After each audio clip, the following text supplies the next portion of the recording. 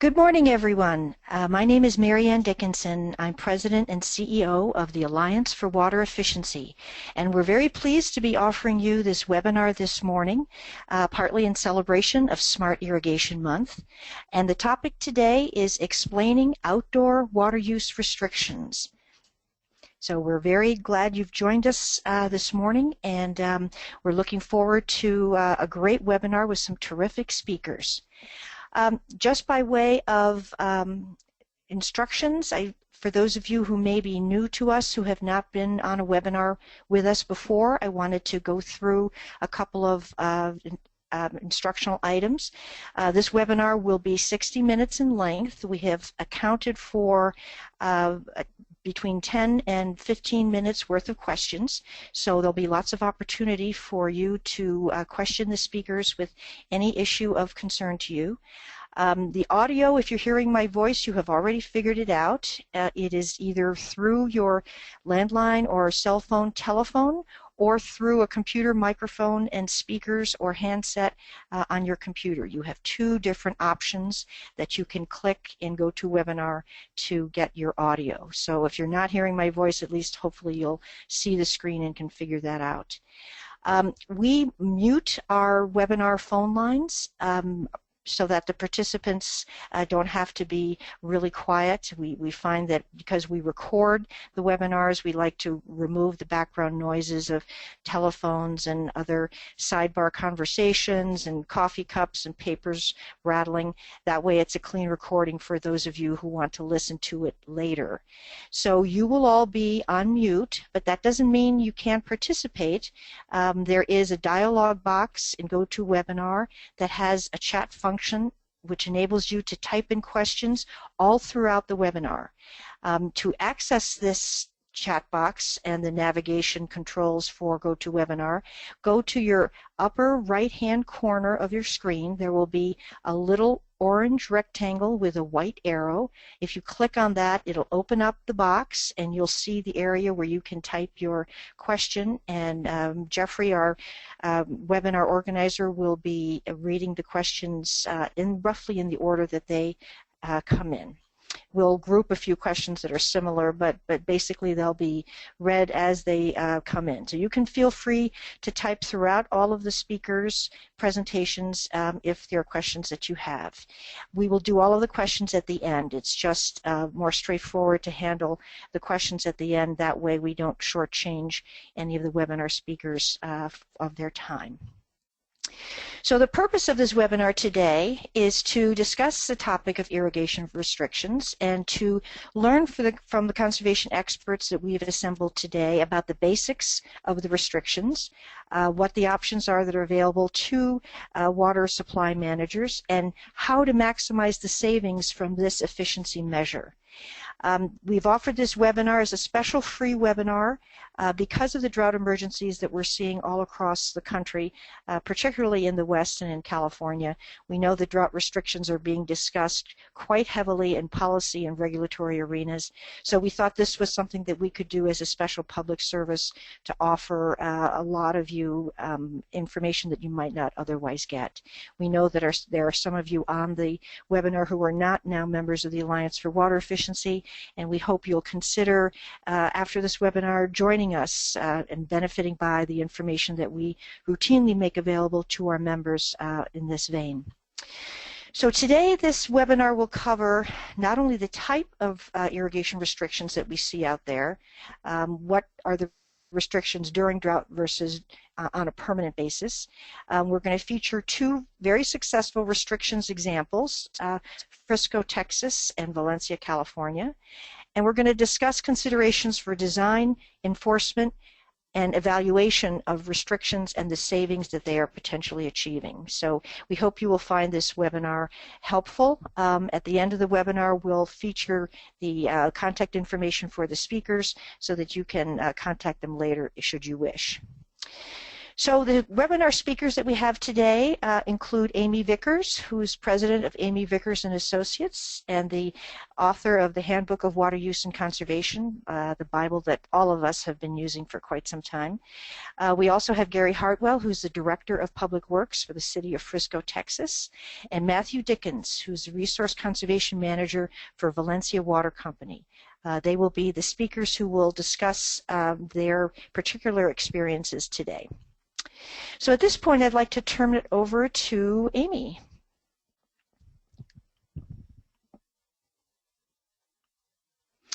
Amy, I think you need to unmute.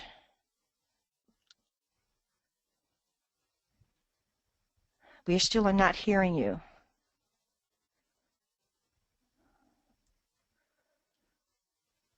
Amy?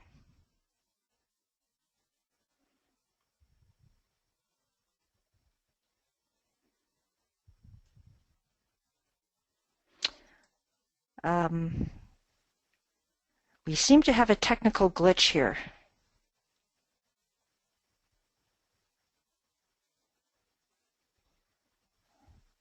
Oh dear.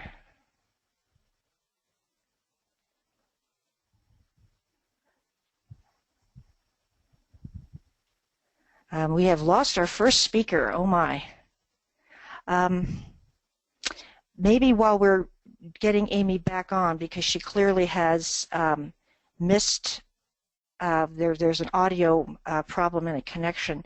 I think perhaps maybe we'll need to go on to Gary, and I will pull up his part of the presentation, and then we'll come back to Amy once she's back with us. So Gary, let me go ahead and introduce you. As I mentioned before, Gary is the Director of Public Works for Frisco, Texas, and I will turn it over to you. All right, can you hear me? Yes, I can. Okay, good. Just a note about that phrase that says from water restrictions to best management practices. The state of Texas, especially North Texas, has been in a drought for the past 5 years, and in January it started raining, and somebody left the faucet on because it's still raining, and all of our reservoirs in North Texas are full. Kind of unusual, but we've all sort of come out of our drought plans and moved into our annual plans. And when we did that, we said, you know what, if we've got some good practices, or we've got some schedules that we're always going to need that promotes water efficiency, why should we call those water restrictions, and why not call those best management practices? So we're kind of in a transition of moving from water restrictions terminology to best management practices. So the next slide. Just a little bit about Frisco, Texas. We're in north central Texas. We're about 25 miles north of Dallas. City of Frisco has about 70 square miles. We're only about half developed. And in North Texas, we get about 35 inches of rain a year. And our high temperature ranges go from about 57 in January to 96 in August. And of course, we can have many days above 100. So that's kind of where we are in North Texas. Next slide. It's kind of interesting. The city of Frisco has been one of the fastest growing cities in the country for a while now. I went to work for the city in 1990 when we had about 6,000 people. Now we're at about 150,000 people. We're headed to over 300,000 people. And we're one of the few cities that can actually use more water by using less water. So again, the population increase for us has been our biggest challenge. Next slide.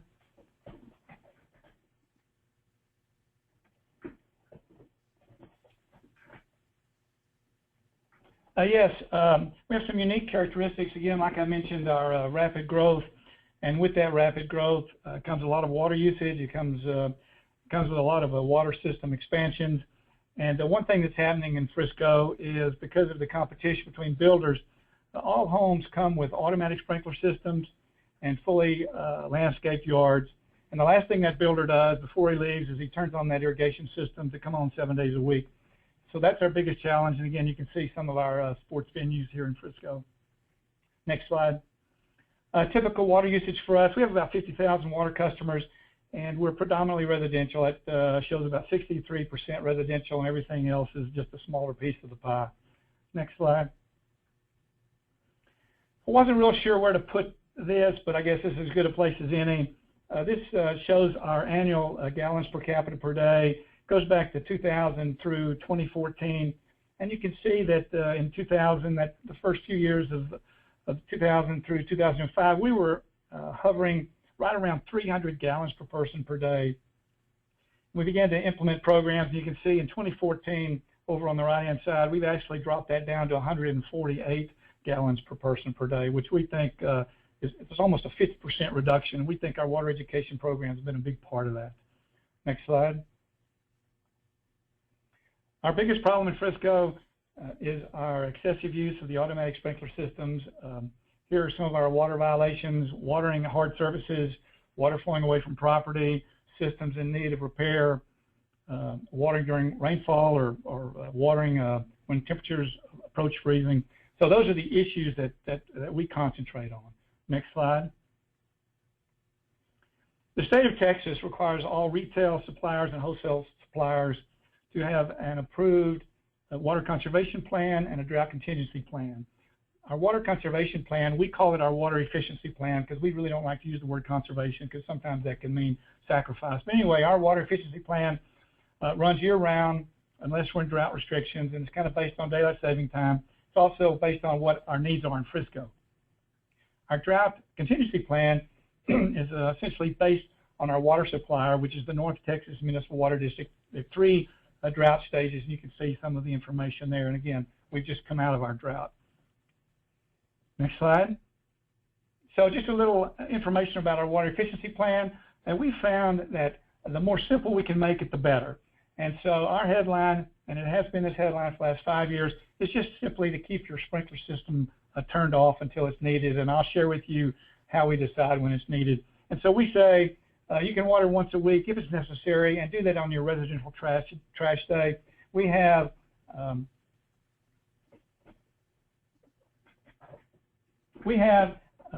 no watering from 10 a.m. to 6 p.m. during daylight saving time. However, we do allow folks to water by hand or using soaker hoses or drip or bubbler systems 2 hours any day of the week that they might want to. And again, we're trying to stop the overseeding with cool season grasses because we just don't think it's needed here. Next slide. This is a screen on our website, just kind of showing some of the best management practices. We have 5 trash days, Monday through Friday. Kind of shows everybody what their watering day is. And again, to try and keep it simple, we just simply say all the time, if you need to water, water on your trash day. It's that simple. Folks don't want it to be complicated, and so we just try to keep it simple. We feel like being simple gives us the opportunity to be more successful. Next slide. Regarding enforcement, all of our enforcement is managed by our Public Works Department. We use about 16 to 18 of our meter division employees. We have patrol staffs. We do it by quarters. And we also, in order to make those enforcement violations stick, we've got to have a time, date stamped photos. And on the picture on the right, we used to use these small signs we used to stick in the medians. And so what we did was we used real signs. And you can see there, when we were in stage 3, we have a use water efficiency sign, use water wisely sign, and a stage 3 sign. So we have these things up in entrances to all of our subdivisions, so our residents can see those. Now we've simply taken down that stage 3 sign, and we have the use water wisely sign, just to remind everybody to do so. Next slide. Our violation fees, it's $50, $100, and $200, depending on which violation. The 4th violation is a citation. We also, while we're in drought conditions, we place a red sign in folks' yard next to their double check valve of their sprinkler systems, and we turn off their sprinkler system if we catch them in a violation. We also add the utility, the violation fee to the utility bill. It's much easier for us, and we also have an opportunity to waive that first violation fee, and I'll get into that here in just a second. Next slide. This is the red sign. Our residents hate this sign, but we use it as our code enforcement department does. And they think we're trying to make an example out of them. And really, once we've turned off their sprinkler system, this is the best way that we can let them know it's been turned off, because they see that sign and they call us rather than using door hangers. So just in drought restrictions do we use this sign. But once we see a violation in drought and we turn off that sprinkler system, then we stop the waste of water immediately, and that's kind of why we've done that. We've always had our council's support on this. Next slide. We, in 2008, we installed our own weather station. We use Texas A&M methodology. We have 4 automatic rain gauges, 1 in each quarter of the city, and we use the weather station data to actually calculate a weekly watering recommendation. We've been doing that now for almost 5 years, and it just seems like that when I see this data, I'm beginning to see some things I wouldn't have known without it. Next slide. Here's our data for the last 5 years, and it's amazing that as dry as 2014 was, there were 40 weeks out of the year where we were recommending no outdoor watering because normal precipitation took care of that. And for the other 12 weeks, we just recommended watering once a week. And if you look for the past 5 years, there's almost virtually no reason or very little reason to water twice a week. And so, can't speak for the whole country, but in North Texas, when people talk about watering twice a week, I'm basically saying now on that second day you're watering, you're wasting every drop of that water, because generally once a week we'll get it done, or you don't need to water at all. So this has been amazing information for us. Next slide. Another thing, another component of our program is we have 4 licensed irrigators on staff, and I don't know how many states require their irrigators to be licensed, but the state of Texas is one of those. So we have 4 licensed irrigators, and we provide free sprinkler checkups to our residents, just simply calling in and requesting it. You can see how many we've done. We check all the zones for damaged or misaligned spray heads. The last thing we do, with permission of the resident, is set that controller to cycle and soak, and we set it to water about a ½ an inch, and then we turn it off. And we make sure the resident knows where the controller box is, and then we make sure they know where off and on is, because when they start messing with the controls, sometimes they can mess that up. So they just know where it's on and where it's off. We found that to be a good, simple instruction for residents if they follow our weekly advice, and they just need to go turn it on or turn it off. Next slide. We have a lot of residents that share information with us, and here is a particular homeowner that avidly follows our weekly watering recommendation. You can see what their yard looked like in 2010. You can see what it looked like 5 years later in 2014. The only difference is somebody's been feeding those trees, because they are a lot bigger than they were in 2010. But there's been nothing wrong with this landscape, with essentially going maybe like last year, 40 weeks with the system turned off and only watering the other 12 weeks. Next slide. So just to kind of summarize, we're trying to move into best management practices now that we're out of our drought. We have our water efficiency plan, which is annual. We want to make sure our message is consistent. We're sending out about 13,000 emails every Monday morning with that watering advice. We also have a watering line now where if folks don't like to use a computer, they can call this line, and it'll tell them by 8 o'clock on Monday morning where they need to water that week. We also provide this information on our website. And again, we provide the free irrigation checkups, which is probably one of the most popular programs in the city. And our headline and our message will all start with keep your irrigation system turned off unless it's needed. Next slide. We just would like to think that if we spend time educating our residents, then we don't need to spend as much time in enforcement. We just think that getting folks to understand the need to water or not to water is a lot better than driving around trying to enforce it. Anyway, that concludes my presentation. Next slide. And at this point, I'd like to turn it over to Matthew Dickens. Well, all right. Are we ready to go, Marianne? We are. All right. So first and foremost, thank you very much to the Alliance of Water Efficiency for putting together this presentation and for all the work that you guys do to promote and further our industry. Also, thank you very much for that very informative presentation, Gary. Again, my name is Matt Dickens. I'm the Resource Conservation Manager here at Valencia Water Company, and I've been here since 2010. Prior to that, I was in Los Alamos, New Mexico, Department of Public Utilities as the Water and Energy Conservation Officer. And prior to that, I was a consultant to the City of Albuquerque, Bernalillo County Water Utility Authority. So today we're going to talk about Valencia Water Company's drought response, including our restrictions and enforcement.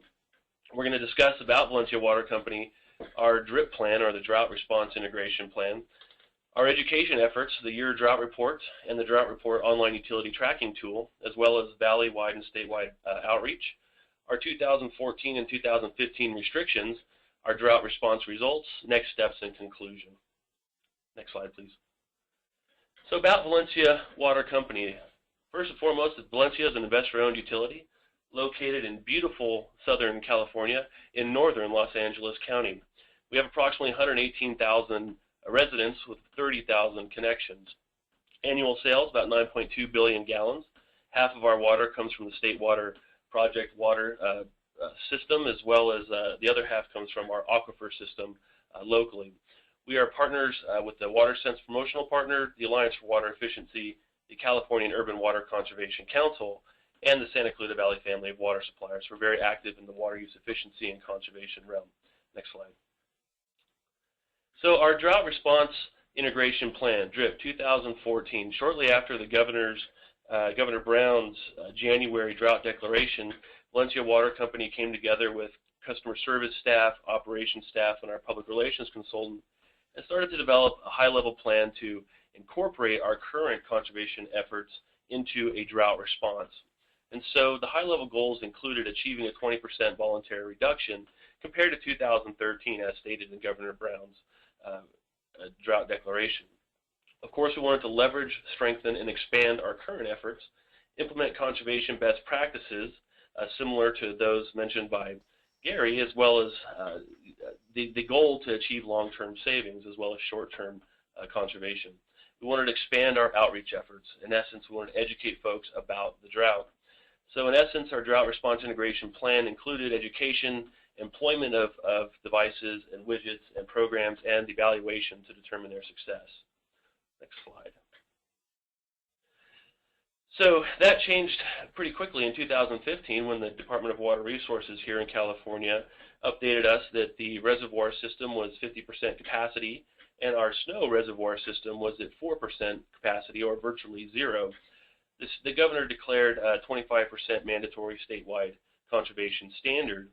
The State Water Resource Control Board issued various proration of saving or conservation standards in which Valencia Water Company received a 24% mandatory reduction compared to 2013. We also wanted to strengthen our customer and community relations, of course, and achieve long-term conservation to assist us with our earlier requirements of 20% by 2020 reductions as established by SBX 7-7. This time, the Drought Response Integration Plan, the elaboration basically included enhanced education and outreach, implementation of command and control activities, enforcement and restrictions, the evaluation and activation of market-based solutions. Valencia Water Company has a water budget-based or water allocation-based tiered rate structure which we can utilize with our Drought Smart allocation system if we need to, and of course expand and integrate our conservation programs. Next slide. So education, drought reports, tracking tools, state and valley-wide outreach. This is kind of exciting. Our first response was our customized drought reports shown here. Early in January, when the governor declared a 20% voluntary water conservation standard in 2014, we set out to define what that meant for all of our customers. And so by May of 2014, we released this customized drought report, which identified each customer's 2013 use, their 20% reduction target, and their 2014 goal. It identified how many gallons they needed to save each week to achieve that standard. Further on the back, we had outdoor and indoor steps that customers could implement to achieve those savings, a sample of savings, and further promotion of our programs as included in our strategy. Next slide. So first and foremost, of course, you want to let customers know what the targets are. Well, now we want to give them the ability to track if they're successful at that in their actions. Here we've got the Drought Report online utility tracking tool, which identifies a customer can log on to the web, identify their drought reports, easily branded on the navigation bar on the left-hand side of the window. But it also identifies their 2013 water usage, their 20% drought reduction target, and their monthly water consumption as it comes in, and whether or not that's within their 20% conservation standard. We have now updated these reports to be 24% of 2013's values, and the online tracking tool is prepared for customers to begin tracking their performance. Next slide. Restrictions are mandatory conservation measures from the State Water Resource Control Board, as well as our local Santa Clarita Valley Water Committee and our Valencia Water Company Board of Directors. So in 2014, and in response to the State Water Resource Control Board's first restriction action, we of course limited irrigation runoff and restricted irrigation runoff. We restricted washing down sidewalks and driveways. We also restricted washing motor vehicles without an automatic shut-off nozzle. Fountains were also required to have a recirculating pump, and the state required that you enact the portion of your ordinance or schedule that would achieve 50% savings on your outdoor watering. If you did not have those measures in your ordinance or schedules, you had to be limited to 2 days per week. Valencia Water Company opted to do 3 days per week watering in the summer and 2 days per week in the fall and winter. In 2015, we see an expansion and an extension of the current regime. So in 2015, again, we see the same results, the same restrictions as in 2014, although Valencia Water Company, realizing that we had a gap between our 20% voluntary goal and our 24% mandatory goal, we needed to exercise additional tools in our toolbox, and so we reduced summertime watering schedules to 2 days per week. We also have no watering between the hours of 9 a.m. and 5 p.m. We are no longer allowed to water during and 2 days after measurable rainfall. We cannot irrigate turf on public medians. To the right here, we see the City of Santa Clarita medians as customers drive to and from work daily. They see brown medians. That's required by the new restrictions, and this is what it looks like as of last week. We also have construction irrigation requirements. Further, the state looked to commercial business compliance requirements, which included restaurants can only serve water upon request, and hotels must provide options to not have linens and towels laundered daily.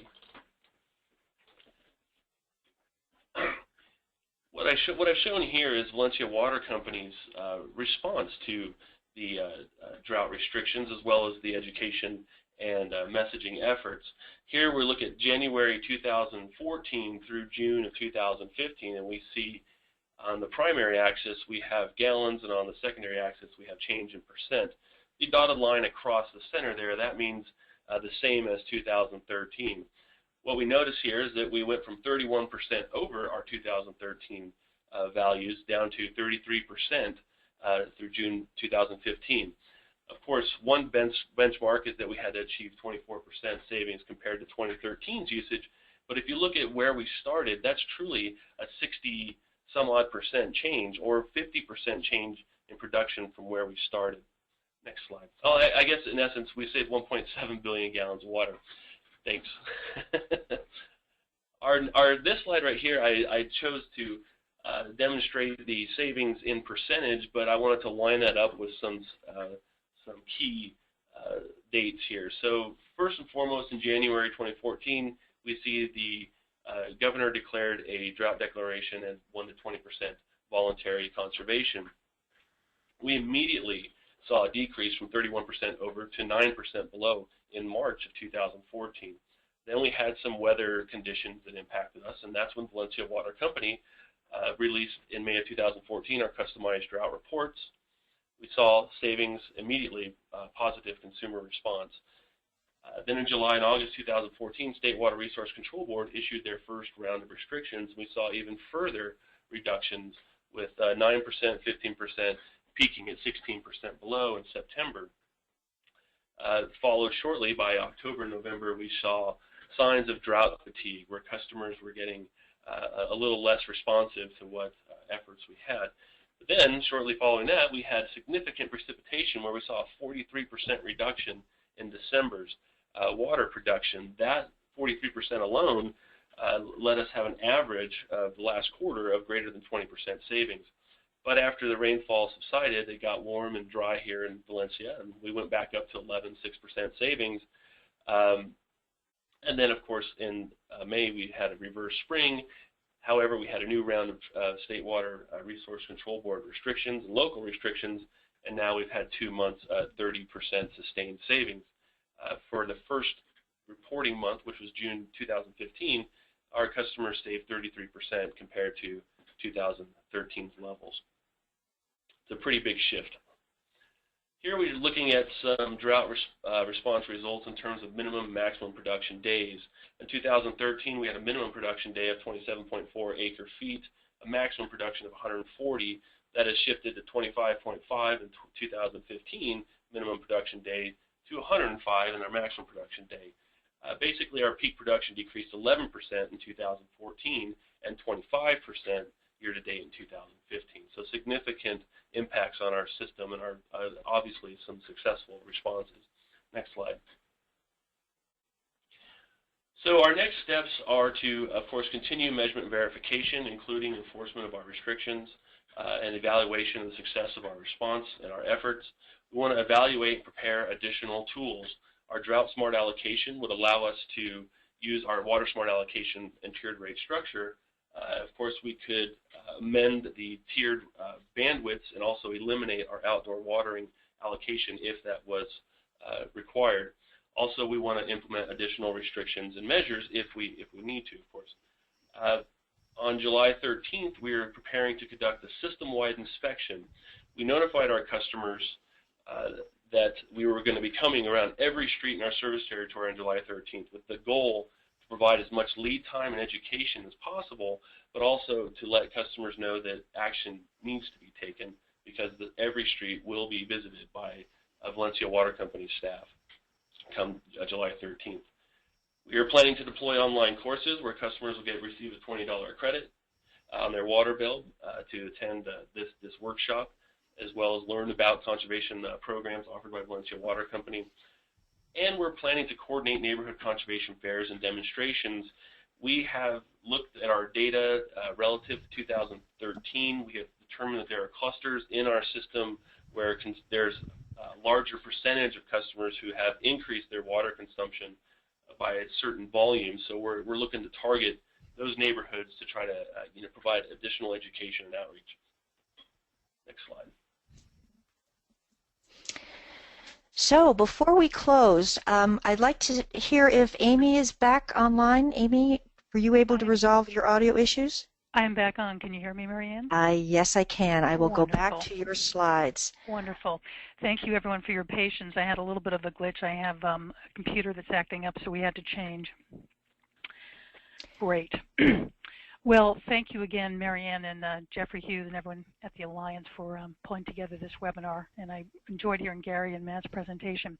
I love landscape irrigation limits. I think that in many respects they're really the sleeping giant of water savings in terms of how much water you can save from really one simple rule that applies to nearly all users. So I'm going to be talking about different irrigation schedule options because there are many of them. And when we talk about landscape irrigation, there's a lot of ways you can set those schedules. I want to talk about the benefits of watering restrictions, some of the water savings that we're seeing across the country from restrictions both during drought and non-drought periods. And also I want to talk about how to overcome some of the challenges and resistances to watering rules. Next slide. When we talk about irrigation schedule options, I think it's important to remember that can be a lot of different things. I think most of us think about, setting watering restrictions during drought, but more and more I think we're seeing them on a permanent basis. And the benefits of putting restrictions on a permanent basis is you really chop down that peak demand that can be a real problem. They're both voluntary and mandatory schedules. If you look at some of the numbers, which I'll show in a minute, I think we see that voluntary restrictions during a drought can be effective, but on a long-term basis, they tend not to have much of an effect. There are all kinds of schedules to set. Some schedules are, maximum 1 day per week, others 2 and 3, or odd even. I think what we see with the 3-day and odd even, in some cases, it can have a demand management effect in that you're, again, reducing that peak. But some people see it as a mandate to water, so they may water more often than they did before. A common complaint about permanent watering restrictions is that some managers say, well, what we do during a drought? And I say, well, think beyond weekly. And certainly during a drought, if you do want to allow some watering, but you already have permanent restrictions in place, there are options for people. There's container watering, there's 10-day and bi-weekly schedules, let's say every 2 weeks. Again, 1 day every 10 days, 2 weeks, etc. I think it's important to remember also that when we talk about putting watering restrictions in place, they're necessary. It's a drought, so it's a reasonable rule to effect. Next. Lots of benefits to watering restrictions. Obviously, water savings on an average day, but certainly on a peak day basis. And we see this again during drought periods in particular, but also long-term, and I'll share some numbers in a minute. Short-term and long-term cost savings, and obviously reduced utility operation and maintenance, chemical and pumping costs. Long-term, if we reduce peak demand enough, we can reduce the overall average day, so potentially that can help to downsize, delay, or even avoid some infrastructure expansion. One of the things I love about watering rules is that they're equitable. So whether you're rich or poor, everyone has the same rules. You know, you can only water once or twice per week. It doesn't matter if you're on a postage stamp property or you've got an estate. Everyone's really with the same program and doing the same thing. The other benefit to setting a watering schedule is it's nearly free. I mean, there are some enforcement requirements, there's no question, but when you compare the water savings that can be achieved through restriction to what's achieved through, let's say, rebate programs, I think we see with restrictions there can be highly cost effective. Obviously, there's a whole number of things you might want to do on a permanent basis with a conservation program, but again, watering restrictions can often be very cost effective. I also feel like watering restrictions, again, looking at them on a permanent basis, can help avoid some of the crises we have during drought. I mean, if all of us reduce our outdoor water use, when droughts do occur, the impact will be lessened. And we won't have all the melodramas. Are we going to run out of water? When are restrictions coming or not? We're simply already using less, and the likelihood of restrictions beyond what are permanent is reduced. Next. Lots of water savings from irrigation restrictions, and again, I really feel like this is a permanent way to save water that's always been available. Next. So here's some numbers from the city of Dallas, and I've done a bit of work with them, and these numbers are courtesy of Carol Davis, who's the water conservation manager for Dallas Water Utilities, and Carol shared these numbers with me recently. Dallas has had a permanent 2-day watering restriction since April 2012. For several years, even prior to the time, they'd had a time of day restrictions. But since they put in their 2012 permanent restriction, they're saving about 5 to 6% total average day demand, again, even on non-watering days. And on their watering days, they're seeing about an 8% reduced consumption, about 25 to 40 MGD. And for Dallas, these savings have been really significant because, as you know, many of you know that Texas has had a lot of serious drought conditions for several years. And so what Dallas has achieved, I think, is, on top of some of the other measures that they have implemented, which have saved water. Next. Here's a clipping from 2009 in Los Angeles, which I've kept for some years now because I think it's interesting. They put in a 2-day watering restriction during a drought in 2009, and these are some of the savings they saw in the different customer sectors. I mean, single-family usage went down 23%.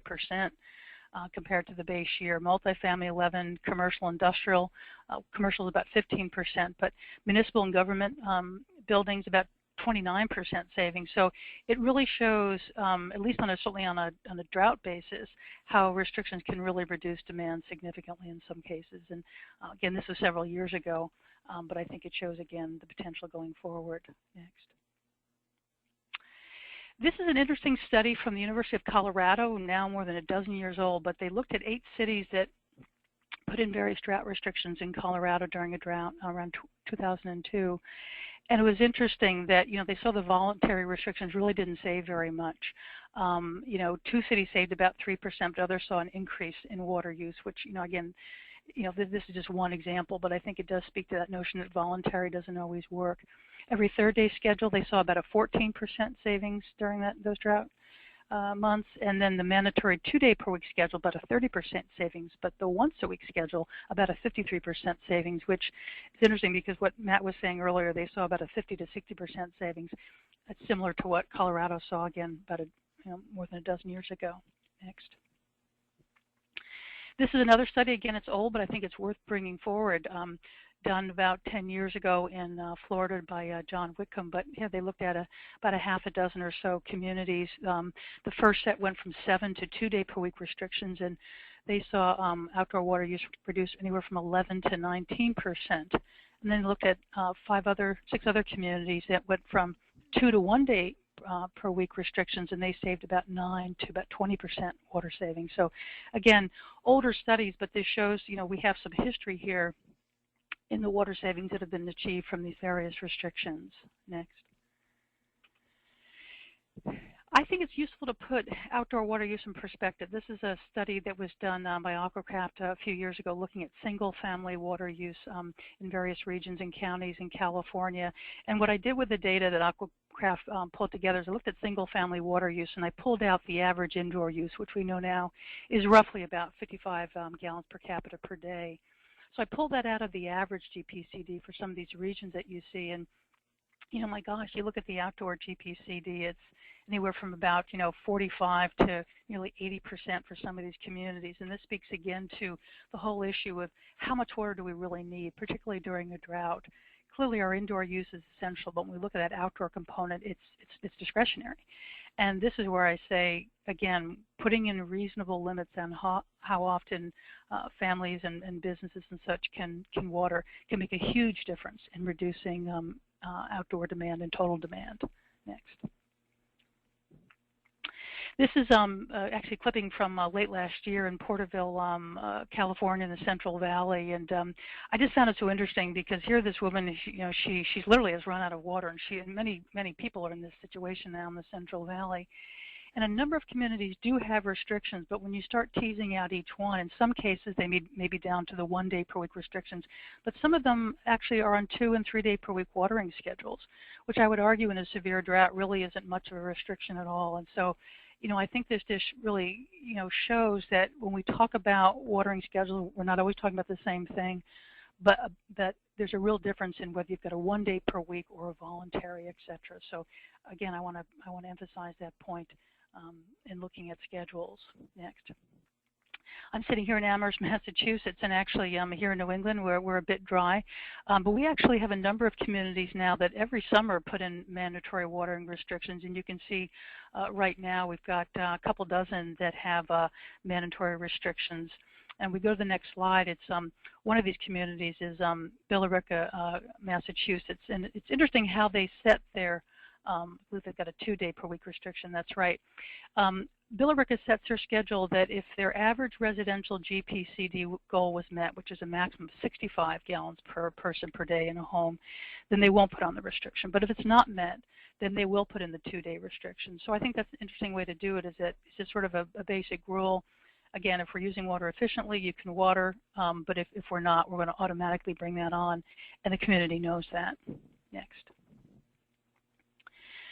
Here's another example when we think about watering restrictions or no restrictions at all. There's a community north of Chicago up in Wisconsin called Prairie Crossing. It's over 400 single-family homes, and many of them have lawns and gardens as well. And essentially, there's virtually no lawn irrigation there. There's very much a community ethic about living naturally, having organic land care, et cetera, a drip system farm. And it's just interesting because if you go to Prairie Crossing, it's very green, it's very lush, and again, there's virtually no irrigation there. Now, some people say, well, gosh, that's a rain-rich area. They don't have to water. But then I would argue, again, if we're really practicing water conservation, wouldn't you only be planting plants and trees and turf, et cetera, that were adaptive and and wouldn't need supplemental watering beyond establishment? Next. Some of the ways to overcome challenges to watering rules, because they're certainly out there, is, many people say, gosh, it sends a negative message. We don't want to equate conservation with sacrifice. But I would argue, again, limiting the amount of discretionary use, particularly during a drought or in a water-stretched area, is hardly a sacrifice. Most people live on a budget, so I think it's reasonable to ask people to limit how much water they're going to use, because as we know, water is finite.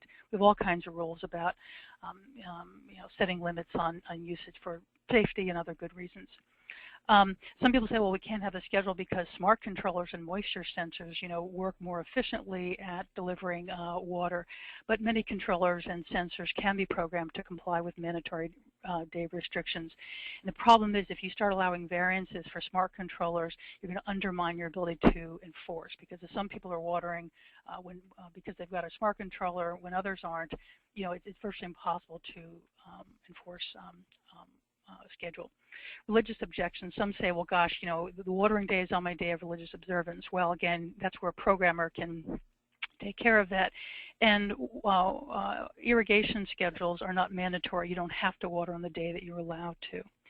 It's really important if you have an irrigation schedule that applies to all outdoor water use. Again, you have this issue with enforcement. If private well owners or reclaimed water homeowners and businesses are irrigating, there's no way that enforcement people can easily and efficiently know who can and cannot water. So it really makes sense to have it apply to everyone.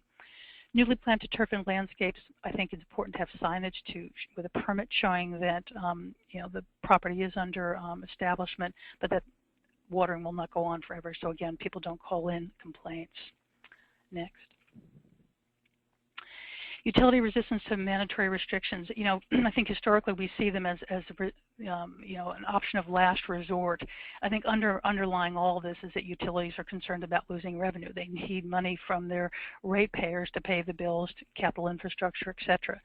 It costs money for outreach and enforcement, and I think there is this concern that, you know, if we reduce demand now, what are we going to do during a drought? But, you know, I feel strongly that's really short-sighted. And as I was saying earlier, if we permanently reduce our outdoor water use and reduce those peaks and valleys, we're essentially building capacity. When drought does strike, our reservoirs and our wells are more full, so we don't have to impose restrictions the way that we would have if there was excessive watering to begin with. So again, if we use less water now, we're going to have less severe responses to drought in the future. Next. And that's it. Again, thanks for hanging in there with that technical glitch, but I'm going to turn it back to Mary Ann. Thank you. Thank you, all three of you, for a wonderful set of presentations. And what I'd like to do at this point is do some closing remarks and to ask you to fill out a poll. Before we go to the questions section of the webinar, as a favor to WaterSense, we are now going to open a single question poll to gather information on your interest on topics for future possible WaterSense partner webinars. As you click on the poll open box, it will open up a series of 6 or 7 topics. Click on the ones that you think will be of interest, and we'll have that open for 30 seconds or so. Speaking of WaterSense, we will be doing a WaterSense partnership webinar with them on July 22nd from 2 o'clock to 3 o'clock Eastern Time, and the topic is making the business case for outdoor water efficiency. So that's a great topic, again, for Smart Irrigation Month. I think it's a timely discussion topic, and we have provided for you a link to it on the Alliance for Water Efficiency calendar page. So if you go to our homepage website and click on the calendar, you'll see for July 22nd a link that you can go into to register for that webinar. So we encourage you to sign up for it. So now I think we're at the point where we can take questions. If you've got questions, hopefully you have been typing them into the chat box as we've been going along. But if you haven't, this is your opportunity. You've got 3 terrific experts on the topic of irrigation restrictions, and this is your opportunity to ask them questions. Just by way of a final announcement, we will post a PDF of the webinar PowerPoint presentation, which will be in the correct order when it's posted as a PDF, as well as the recorded webinar from today. We will post both of them. They will be available within a few days on the AWE webinar webpage, which is part of our resource library. So again, go to our AWE homepage, click on the navigation bar on resource library, and you'll see the AWE webinar page there. And if you're not already a member of the Alliance for Water Efficiency, I strongly urge you and welcome you to join us, be part of our network, and benefit from future webinars that will be available to you free of charge. So at this point, I'd like to bring up the information for our 3 speakers and turn it over to Jeffrey, our webinar organizer, to go through the questions that we've received. Thank you, Mary Ann. Yes, we do have a number of questions, and I'm just going to roll with our new order and bringing these questions to everybody. So starting with Gary and the city of Frisco, Texas, a couple folks were wondering if Gary could elaborate on how irrigation systems are turned off when there's a residential watering violation. Are all of your water systems on separate water meters? No, we're a fairly new city. Most of our growth has occurred within the last 15 years, and our water meters are out front in the parkway between the curb and the sidewalk, and the double check valve comes off right there. So that double check valve for all those irrigation systems is still in our right of way. So we just simply turn off the double check valve, and most homeowners have no idea that there's a double check valve out there that they could actually go turn on themselves. And so some do, most don't, but it's been very effective for us because once they see the red sign in the yard, they call us, and then we have the opportunity to discuss our restrictions, what they need to do, ask them if they want to do a free checkup. So it's fairly simple for us. When we're doing restrictions in the middle of the night, when we're doing violations in the middle of the night, we don't go to the door at all just because of the safety of our employees. So we put the sign out near the street, and then when they call us, we have a chance to talk to them and explain to them what's going on, and then we'll go back out and turn their system back on. Great. Thank you, Gary. They also said, do you, the city of Frisco, inspect the backflow prevention devices on these residential sites, irrigation sites? They're inspected at the time of installation only, not annually. Only the health-related backflow devices are inspected annually, but residential irrigation systems are not, just once. Thank you. Another question there for you, Gary, is what is Frisco's annual budget for implementation of its conservation activities? Wow. I'm going to say, including employees, probably around $2 million. Wonderful. And Gary, could you confirm, was it you that mentioned offering a $20 incentive on the water bill for folks participating in water conservation online workshops? No, that wasn't me. Oh, so maybe Matt. That was Matt? Yeah, that's Valencia Water Company that is providing, will provide a $20 credit to customers to log on and take an online workshop that will ultimately end in them performing some conservation tasks at their homes, as well as learning about programs that we offer here at Valencia Water Company. And then they'll get a report at the end of their workshop that identifies by their preferences what opportunities are available for them. And that we're going to use a rule of 2 2s. Basically, we'll send an email out to them with the report 2 days after they attend the workshop, reminding them of the workshop opportunities. 2 weeks later, another reminder, and then 2 months later, asking whether or not they've achieved or realized any of the savings from the actions that they've implemented. And if they haven't, perhaps they should engage. Okay. Thanks, Matt, for the clarification. Appreciate it. Back to Gary, just one last here. Gary, did you observe a significant increase in compliance after transitioning from door hangers to those red signs that you highlighted? Yes, we did, and the reason was that you put a door hanger out and everybody puts stuff on the doors, and so folks say, yeah, I didn't get it, I didn't see it. Have rear entry garages, so they don't open their front door very often. But yes, when they see that red sign in the front yard, they want it gone real quickly, so they call us the next day or even that day. Wonderful. Great. Thanks, Gary. So transitioning back over to Matt. Matt, what software is Valencia using to create the drought report tool? Does this come from the utility building software, or is it a third-party product? So we developed that in-house. We developed the data analysis ourselves, and then we created the report with our PR consultant. And then we do house that on our utility customer information systems Web Connect account. So it's integrated with our traditional business utility systems. Wonderful. Thank you.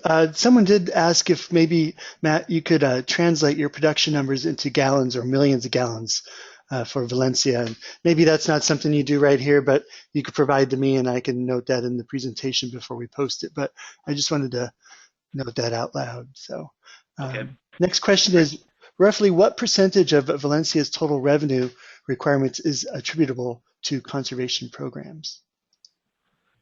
What is our budget, or percentage of Valencia's total revenue requirements attributed to conservation? programs. That would I think they mean cost, because a revenue requirement would be what you would have to raise in order to cover the cost of it. So that's we have about $800,000 budget if you include staff and benefits. And as a percentage, I believe that's less than 3%-ish. And those staff do other programs besides just the irrigation restrictions, correct? Absolutely. That includes our residential coordination, our water smart allocation, and communication efforts with our high consumption letters, leak detection, program interaction with other agencies, reporting, so on and so forth. Thank you. I'm trying to come together with the question here. Sorry. A question for Gary. When you implement the 1 day a week watering, are the residents typically watering for a longer period of time, or does the cycle and soak, to prevent runoff? Excuse me. That's what it says, but I'm not sure. Well, I guess my response there would be we encourage. North Texas is essentially sitting on clay soils, so if you overwater, that clay soil can only take so much water, and then it starts running off. So it's important that we just cycle and soak to make sure that water has a tendency to, get down into the root zone of the turf. So really, it's what's needed that week, and they generally can do that on 1 day with cycle and soak. Okay. Thank you, Gary. Question for either or Gary and Matt. Are either Valencia or Frisco using AMI? If so, what user interface information is most effective at helping improve efficiency? I'll shoot first. Valencia Water Company does not have AMI technology at this time. We do have AMR, so we have kind of interim technology, and that's why we kind of build these smart analytic processes in-house to be able to respond to changes in demand or conservation opportunities within our customers. We are looking forward to AMI in the future, but that's some years out. This is Gary from Frisco. We are AMR, but we're converting now to AMI, and that conversion might take the next 2, 3, 4 years. And we do see the benefits that can give us regarding water conservation, especially when we can know usage, every 24 hours instead of monthly when the meter's read. Mm-hmm. Okay, thank you. Here's a question seeking opinion. What do you think about a restriction for lawn once a week and a different restriction for everything else? Bushes, plants, etc. 3 times a week for everything else, maybe? The way our restrictions are set up in Frisco is that once a week watering is essentially for your turf, but a lot of the zones sort of water everything, the flower beds, the trees, and that sort of thing. So our weekly recommendation is essentially for turf, but then we also supplement that with the ability to use soaker hoses and handheld hoses up to 2 hours a day, any day of the week that you need to sort of compensate for every landscape's a little bit different. Yeah, I would. This is Matt Dickens here. I think that having the restrictions that could lead to best practices, as Gary pointed out before, instead of calling them restrictions, they could be best management practices. That, of course, would be a best management practice that could encourage folks to take long-term action.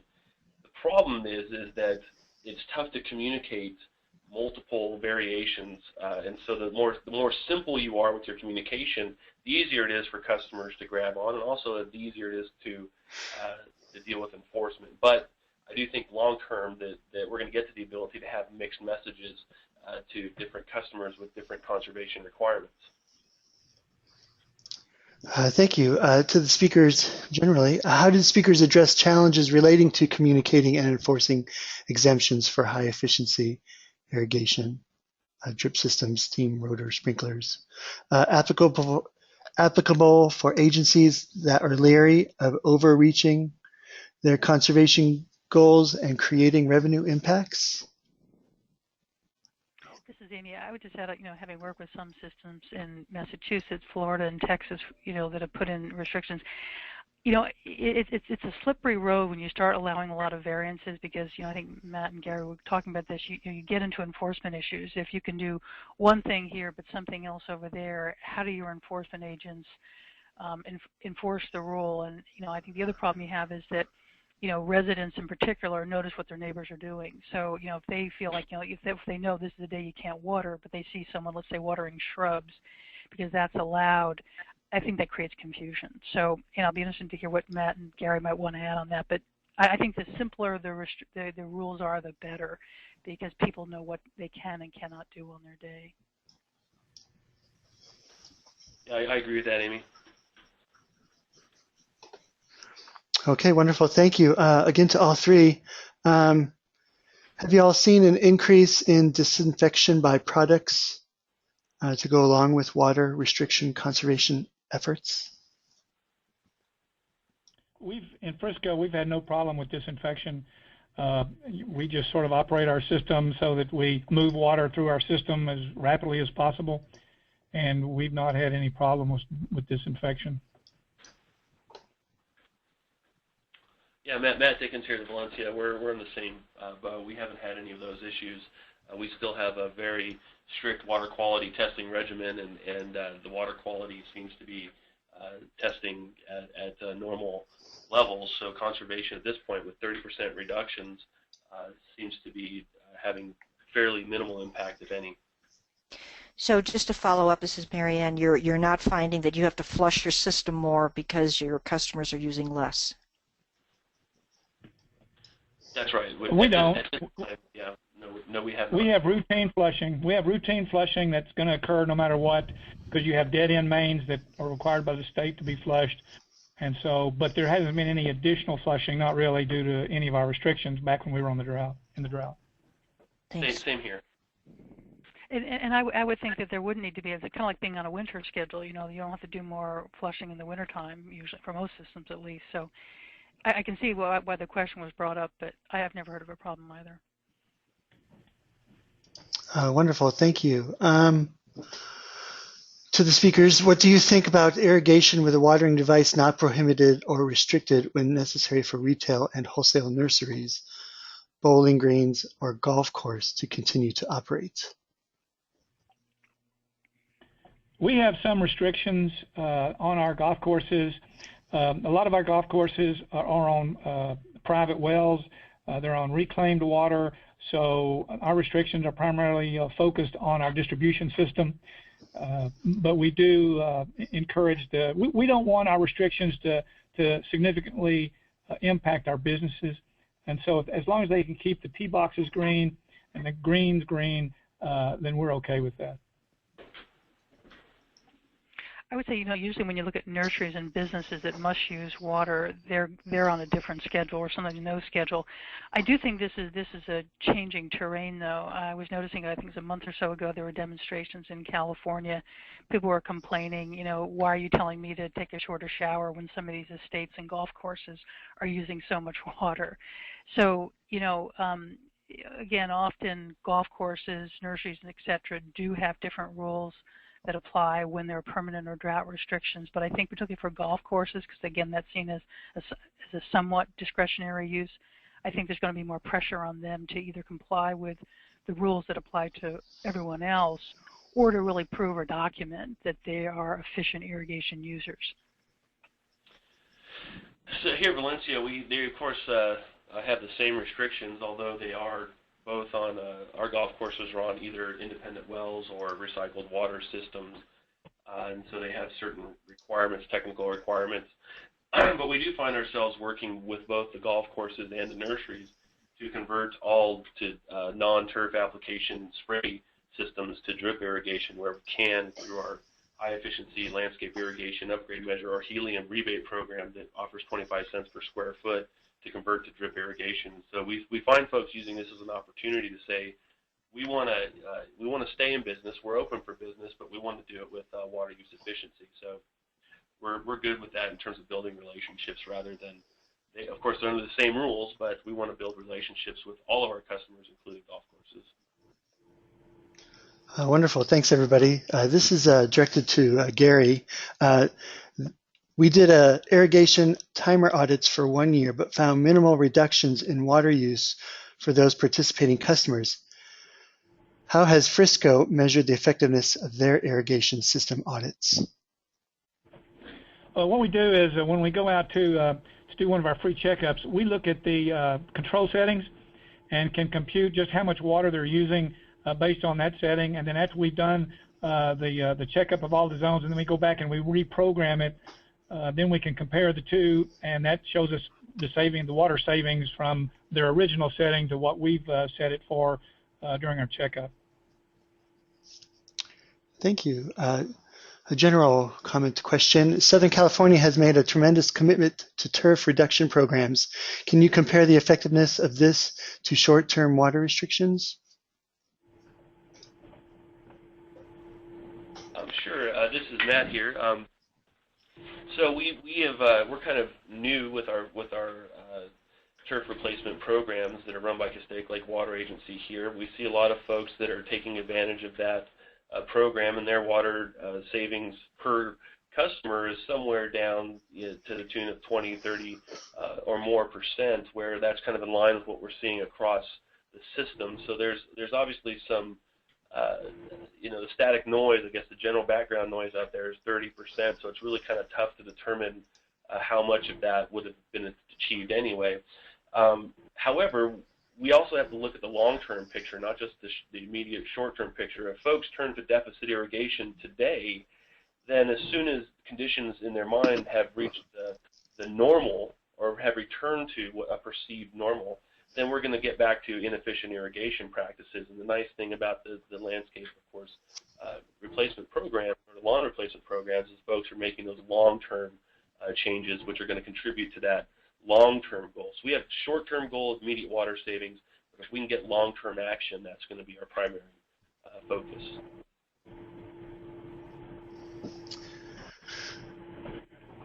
Thank you very much. A question here for Amy. How did you figure out how much water people are saving outdoors? Well, it really varies by the systems. I show the example for Dallas, what they've actually achieved, and I've worked with some other systems. There's a couple ways to do it. Certainly if you look at the winter water use and compare it to the summer water use, you can see changes in demand. There's a lot of different ways to break down those differences between the winter indoor and the summer outdoor, but that's really the simple starting way that you do it. One of the things I would say is that it's really tough during a drought to sort of figure out which measures are having an effect and how much each one is saving. So for example, in the city, when we went with Dallas, one of the things we had to do was to look more in the winter months when just the irrigation rules were in effect to see how demand was being impacted. So again, simple answer is look at the difference between summer and winter use, and then you can break that down by customers who irrigate and versus those who don't irrigate. Thank you, Amy. Question here, general question for all. How do we phrase the restriction message to avoid encouraging people to water every second day, if that's the restriction schedule? I try to say you have the option of watering on Tuesday, Thursday, and or Saturday, along with a note that lawns only need water once or twice a week. But does anyone have other ideas? Well, I can say in Frisco, it's all about the message. And the top of our message is keep your sprinkler system turned off. And if you need to water on your trash day once a week. And that's the bold, that's the headline. And way down in the fine print, we allow a second day, but if it's recommended by our weather station data. So I would say most folks, when they're looking, they see the top headline, and that's what they're going to remember the most. So that's been successful for us. I would also add, I think the adverb only is very good. Only water on your day and only if you need it. So, I think there's certain key words that can really ring in people's minds and serve as guidance. Can I ask a follow-up question here? There are some communities that are on 2-day-a-week watering restrictions, mandatory restrictions, but they allow hand watering above and beyond that. And I'm wondering if any of you have had any experience with that or if you can comment. Here at Valencia Water Company, we do have the even-odd twice-a-week watering schedule, but we do allow folks to hand water areas that do not have an irrigation system attached to that area that they're watering. So we do, if we go out to, or we're doing a neighborhood inspection, so and we determine that somebody's watering an area or a plant, a potted plant or something that's not irrigated by the system, we're going to check that, and of course if it does have an irrigation system, we're going to say water on your watering days. That's when you can water. So that's our extent, is that if it doesn't have an irrigation system, they can hand water. One thing that we found is that folks understand their time, and when they have to hold that hose in their hand, they know exactly how long they're out there, and they're not going to be out there any longer than they have to. So that's not really been a problem for us. The issue is the excessive use of the automatic sprinkler systems that are coming on when the residents really don't have any idea that they're coming on. I would just pick up on what Gary just said, and I like what he said, because I think in many ways hand watering is the true smart irrigation, because people see, how much they're watering, whether it's going into the soil, whether it's running off, and they do get tired. So I think hand watering is actually underrated as an efficient irrigation method. But I would also add there's really very little documentation that I'm aware of that looks at how much water people use when hand watering versus automatic irrigation systems. I think we know anecdotally that again, hand waterers use less. But I myself, I've never come across a lot of data on that.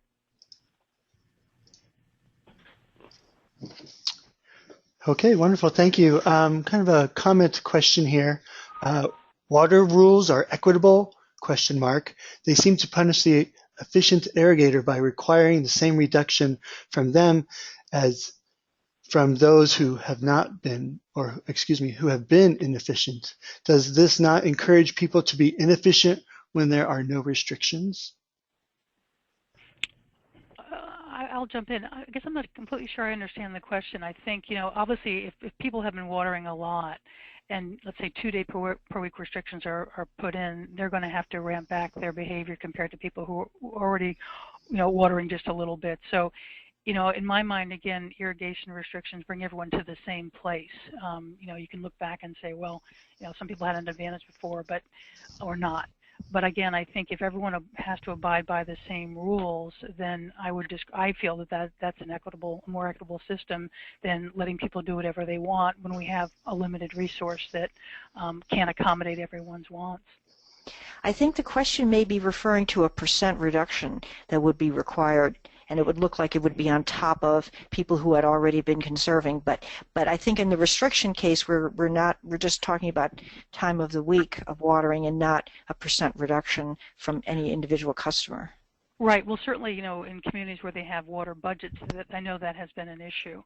My experience is, which I don't think is typical in California this summer, but my experience is again, there's not that look back. There's not, a look at what you were using before and setting budgets.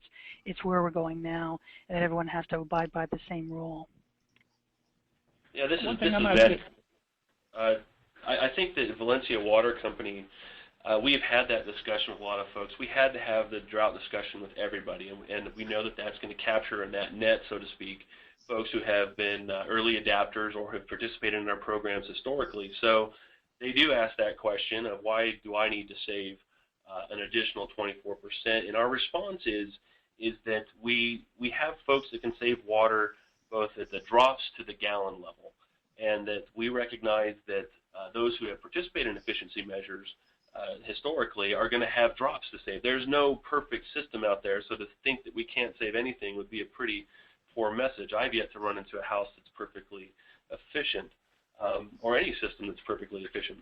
And so those folks tend to understand that. In addition to that, we have targeted outreach that we look at folks whose water consumption is trending the opposite direction. So we have a general discussion with everybody, but you bet your bottom dollar we're targeting those folks that we know are going the opposite direction. So. Okay, thank you. Question here. Since daily watering restrictions defeat to a large degree the effectiveness of weather-based irrigation controllers, should they be exempt from these restrictions, or does this make enforcement so hard that water suppliers are willing to give up the benefits of these smart controllers? You know, in Frisco, we require smart controllers, and we have a certain list of the ones that you can put in, but they have to be consistent with our other watering restrictions. So, in other words, if we are only allowing once a week watering, then your smart controller can only come on once a week. Now, the variation is that if your smart controller has gone 2 or 3 weeks without watering and it needs to come on, then it could come on at a different day than your trash day. So that's where we allow the smart controller some flexibility. Yeah, we kind of have similar issues here where at Valencia Water, where customers in year one, if they get a smart controller this year, we're going to see some pretty good savings. If they got a smart controller 2 years ago, their savings are now relative to whatever the changes in temperature and demand are. So however, we do understand who those customers are, and we recognize that we have an easy message for those folks with smart controllers on how they too can achieve conservation. So we look at those trends. Again, if you have a weather-based irrigation controller, we're going to look at the trending consumption to determine if there's some discrepancy between precipitation rate settings or something like that, and send those folks a targeted outreach message, since we know they participate in programs and they're likely going to be responsive, to do something to program that controller to help attribute to more or contribute to more water savings. Okay, wonderful. Thank you. Is there a benefit of conservation pricing in the long-term water use? And why is this avoided so much? Is it a fear of backlash? Conservation pricing, AWWA did a study a few years ago, and if I remember correctly, I think you almost had to double your water rates in order to get a 20% savings. So it was significant. But I think the education is the key. And you know what? I stumbled across this a few years ago, just talking to some residents, and I asked them if they wanted to use their money efficiently, and they all said yes. And I said, why wouldn't you want to use water efficiently? And all of a sudden it clicked that, yes, we need to be using our resources efficiently, just like we want to use our money efficiently. I would just say, I think, most water conservationists agree that, we want to have conservation pricing scheduled. I think one thing we do see, however, even with, inclining block rate and, summer surcharges, et cetera, that very affluent people who are using a lot of water, let's say for large properties, large estates, they're not going to feel that pricing signal. And that's why, well, as good as conservation rates are, we need them, they're essential.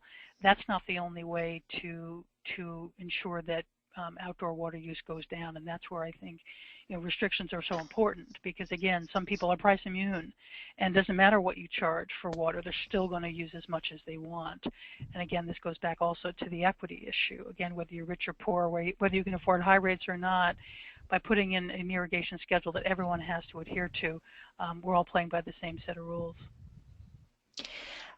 Jeffrey, let me just break in here and ask how many more questions we have, because we are 20 minutes past the hour, and I want to make sure that we are not taking advantage of people's patience here. Certainly, yeah. I just had one more that I was going to ask. It's directed at Amy, but the others might have comment. Okay, great. Thank you. So with that then, Amy, could you explain the differences in region of gallon per day usages from California and Texas averaging about 200, where Massachusetts was at or below 65? Well, again, those are examples from just certain regions and cities. I think certainly we see in the cooler climates that indoor water use and outdoor water use is different compared to the hotter, more arid regions of the country. Massachusetts, we have a goal here of 65 GPCD for residential, and you saw those examples in California. There are many that are over 2 and 300 gallons GPCD in some cases. So again, I think it is reflective of climate, but again, I would argue that in those hot and dry regions where you have high outdoor water use, those are areas that are begging for native landscaping, sensible irrigation, if irrigation at all, and that if you have a truly native or natural landscape, you're going to have significantly reduced outdoor water use. From Frisco, during the winter, we use about 100 gallons per person per day, and I've seen those numbers go up to over 400 gallons per person per day in the summer, primarily due to the excessive use of the automatic sprinkler systems. Yeah, here in Valencia, we had 60 gallons per person per day, residential gallon per capita day during the winter months. It shot up to about 130 in the summer months. Our average, I think, was 300, but that includes all of our industrial, a relatively large amusement park here in the area. So for us, I think the residential gallon per capita day is in line. It's trending downwards, and you know they're responding well, and hopefully we can continue this success. Wonderful. Thanks, everyone. Marianne, there are no more questions. Okay, well, thank you all for hanging in there with us and for being part of this webinar. We appreciate all the participants who signed up and were part of this. Again, if you have any further questions, you're welcome to contact the speakers. They have all agreed to make themselves available if you have further questions for them. So at this point, I'd like to sincerely thank our three speakers for a fabulous webinar presentation. And at this point, I'd like to close the webinar and thank you all for attending.